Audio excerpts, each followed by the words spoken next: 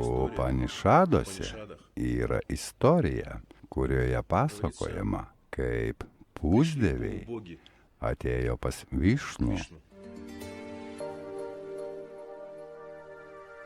vedami Brahmos, ir tarė: o viešpatie, duok mums nurodymus. Višnu tarė: taip. Pusdieviai vėl pakartojo: duok mums nurodymus. Aš jau daviau. Ir jie pradėjo apmastyti žodį taip. Višnu paklausė jų: ar supratote mano nurodymą? Pusdieviai atsakė: taip, mes supratome tave. Tu turėjai omenyje, kad mes turime būti abstinentais, tarė jie.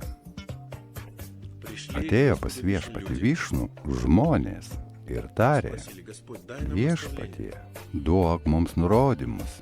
Viešpats tarė: taip.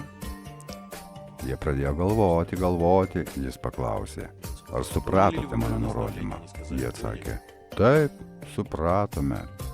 Tu mums pasakei: duokite. Teisingai, tarė viešpats. Atėjo pas viešpatį demonai ir tarė: duok mums nurodymus. Jis atsakė: taip. Jie labai ilgai galvojo ir paklausė: ar turėjo omenyje, kad mes turime būti užjaučiantys?